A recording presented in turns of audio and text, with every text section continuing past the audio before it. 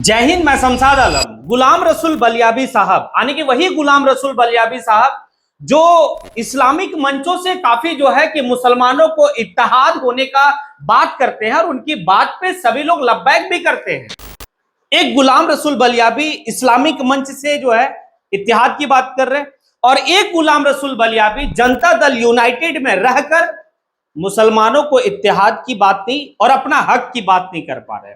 आज इसी के बारे में बात करेंगे और विस्तार रूप से बात करेंगे। दरअसल बात यह है कि अभी बिहार में चुनाव का दौर चल रहा है। इस चुनाव का दौर में जनता दल यूनाइटेड से स्टार प्रचारक के रूप में गुलाम रसूल बलियाबी साहब को रखा गया है।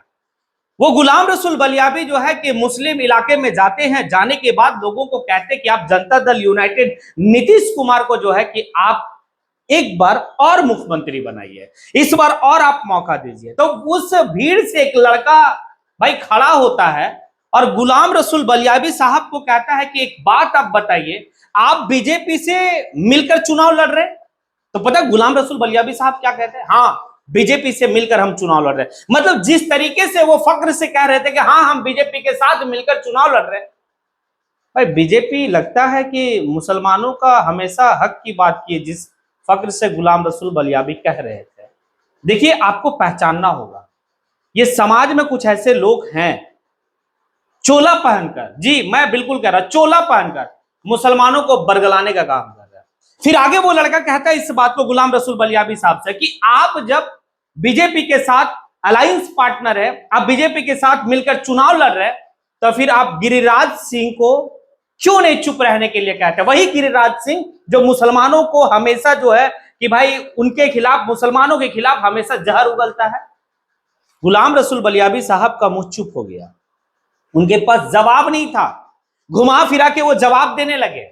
तो उसी टाइम जो है कि भाई फिर से वो युवा कहता है कि मैं बिल्कुल जो है कि आपको सोचना चाहिए, आप उस दल के साथ है जो दल जो है कि हमेशा मुसलमानों का खिलाफ में जो है कि भाई है, आप उसी का अलायंस पार्टनर है ना, एनडीए का अलायंस पार्टनर है और एनडीए का बड़ा भाई जो है बीजेपी है और बीजेपी का गिरिराज सिंह है। गिरिराज सिंह जो है अनाप शनाप हमेशा जो है कि मुसलमानों के बारे में कहा है, लेकिन आप एक बार भी जो है कि उस नेता को खामोश होने के लिए नहीं कहे। आप अपने जो है कि दल के नेताओं को इस बात को नहीं कहे कि भाई कल हमें मुसलमानों के इलाका में जाना है वोट मांगने के लिए, फिर हम किस हिसाब से वोट मांगने जाएंगे? लोग सवाल करेंगे, क्या हम उसके लिए वोट मांगने जाएंगे जो हमारे लिए जहर उगलता है? आप क्यों नहीं कहे? ये जब बात को घेरा ना वो बंदा, ओह मजा आ गया बॉस। क्योंकि एक बात तो है, गुलाम रसूल बलियाबी साहब जो है ना अवसरवादी इंसान है, ये अवसरवादी, जी जी जी। इनको जहां पर जैसा अवसर मिलता है ना वो ऐसा करते। देखिए, ये सिर्फ जो है कि अपने पद का लालच है, इनको समाज का फिक्र नहीं है। इनको समाज का फिक्र होता तो कब को जनता दल यूनाइटेड छोड़ के भाई राजनीति दूसरा तलाश करते वो, लेकिन ऐसा नहीं है। भाई आप देखिए ना, वक्फ बिल के ऊपर वोटिंग, जनता दल यूनाइटेड अगर वक्फ बिल का समर्थन में वोट नहीं करता तो आज बिल खारिज हो जाता और बिल पास भी नहीं होता। लेकिन जी बात समझिएगा, जनता दल यूनाइटेड फक्र से जो है तो उस बिल का समर्थन में खड़ा हुआ। गुलाम रसूल बलियाबी साहब थे कहां? थे कहां? कई ऐसा दौर आया जिस वक्त में मुसलमानों के खिलाफ में कोई कानून बन रहा है और जनता दल यूनाइटेड वो बीजेपी के साथ खड़ा है और गुलाम रसूल बलियाबी भाई जनता दल यूनाइटेड के साथ खड़ा है। अभी किस मुंह से गुलाम रसूल बलियाबी साहब जो है कि भाई बिहार के मुसलमानों के पास जाके इस बात को कह रहे कि भाई आप जनता दल यूनाइटेड के लिए वोट कीजिए? आखिर कौन मुसलमान जो है कि वोट करेगा? क्या लगता है आपको? और गुलाम रसूल बलियाबी साहब को जाने में भी थोड़ा सा शर्म नहीं आ रहा? शर्म आनी चाहिए ना। या फिर आप सिर्फ पद के लालच है? कभी राज्यसभा का सदस्य महज कुछ दिनों के लिए आपको बनाया जाएगा, कभी आपको एमएलसी बना दिया जाएगा, आप इसी में खुश है और आपको समाज का फिक्र नहीं है। लोग कहते हैं देखिए पार्टी आता जाता रहेगा, आज आप इस पार्टी में हैं, कल दूसरे पार्टी में आप चले जाएंगे, लेकिन समाज जहां है वहीं रहेगा, क़यामत तक रहेगा। तो आपको तो समाज के साथ खड़ा होना चाहिए था, लेकिन आप अपने दल के साथ खड़े हैं। वाह गुलाम रसूल बलियाबी साहब जी। कल तक लोग फक्र करते थे गुलाम रसूल बलियाबी भाई यानी कि हमारे मुआशरे का और हमारे मतलब कम्युनिटी का, हमारे समाज का एक आवाज, बुलंद आवाज है। लेकिन आज वो आवाज सिर्फ एक राजनीतिक दल के लिए सिमट के रह गया है। जितना बेबाक तरीके से इस्लामिक मंच से वो लोगों को जगाने का काम करते हैं, उतने ही बेबाक तरीके से कम भाई अपने पार्टी से सवाल भी पूछ लेते कि आखिर भाई ये जो वक्फ बिल के साथ में जो खड़े थे, क्यों खड़े थे, वो नहीं आया। लेकिन जो लड़का बलियाबी साहब को घेरा ना, काफी कुछ दर्शाता है। वो सवाल किया, और सिर्फ एक गिरिराज सिंह की बात नहीं है, कई ऐसे नेता हैं बीजेपी में और जनता दल यूनाइटेड में जो हमेशा मुसलमानों का भाई खिलाफ में जहर उगला है।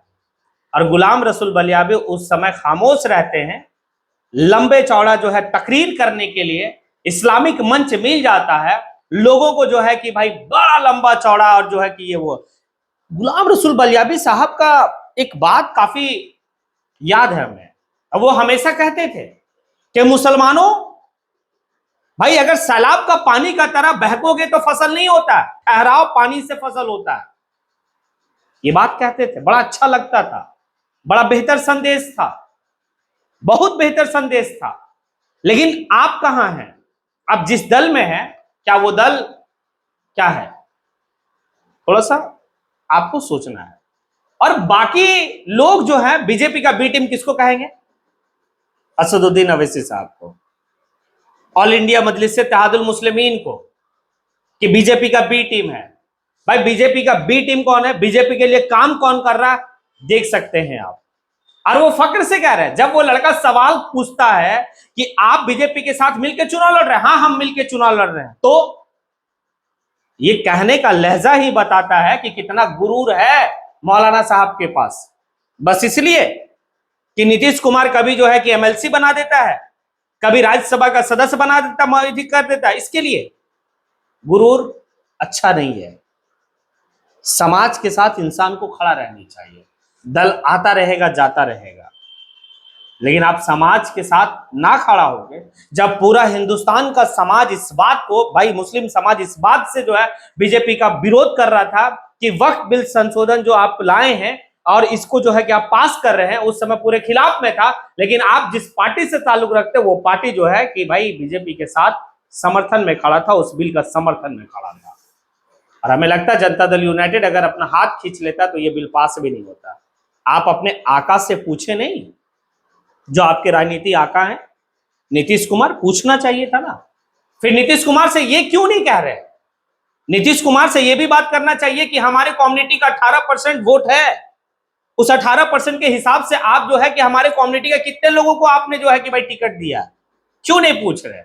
आए हैं वोट मांगने के लिए, लोग जानता है और समझता भी है। अब जो है कि आप जिस तरीके से लंबा चौड़ा भाषण करते थे, तकरीर करते थे और अपने बातों में लोगों को रिझा लेते थे, अब नहीं होने वाला। अब लोग जो है कि समझते हैं कि मेरे लिए कौन क्या कर रहा है।